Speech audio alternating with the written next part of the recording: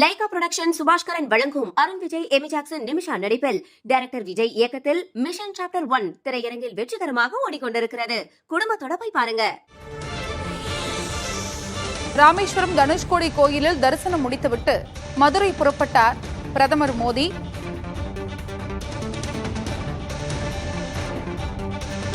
இருபத்தி புனித தீர்த்த கலசங்களுடன் சிறப்பு விமானம் மூலம் அவர் இதன் பிறகு டெல்லி செல்ல உள்ளார்.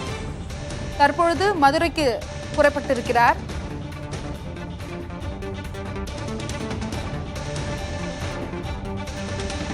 கூடுதல் விவரங்களை வழங்குவதற்காக செய்தியாளர் பிரசன்னா இணைப்பில் இருக்கிறார்.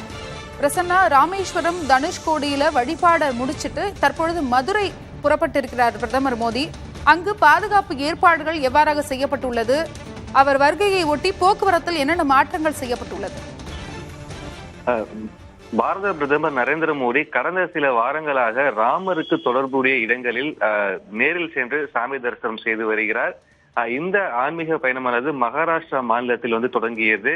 நாசிக் நகரின் ராம்கோட் ஸ்ரீ காலராம் கோயில், ஆந்திர மாநிலத்தின் லபசி வீரபத்ரா கோவில், கேரளா மாநிலம் குருவாயூர் கோயில், அதே போல் இங்கே நம்ம தமிழகத்தில் பார்த்தோம்னால் திருச்சி ஸ்ரீரங்கம், அதே போல் ராமேஸ்வரத்தில் இருக்கக்கூடிய ஸ்ரீ ராமநாத சுவாமி கோவில்.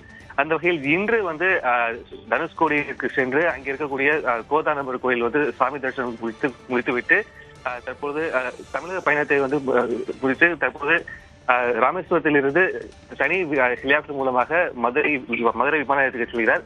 அங்கிருந்து டெல்லி புறப்பட இருக்கிறார். இதற்காக ஏற்பாடுகள் ராமேஸ்வரம் கடந்த 2 நாட்களாகவே ராமேஸ்வரம் பகுதி முழுவதுமே போலீசாரால் கட்டுப்பாட்டில் கொண்டு வரப்பட்டிருந்தன.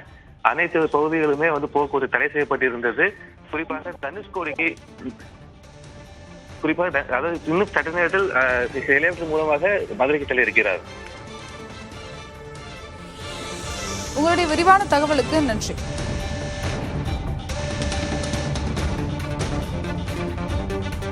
லைகா புரொடக்ஷன் சுபாஷ்கரன் வழங்கும் அருண் விஜய், எமி ஜாக்சன், நிமிஷா நடிப்பில் டைரக்டர் விஜய் இயக்கத்தில் மிஷன் சாப்டர் 1 திரையரங்கில் வெற்றிகரமாக ஓடிக்கொண்டிருக்கிறது.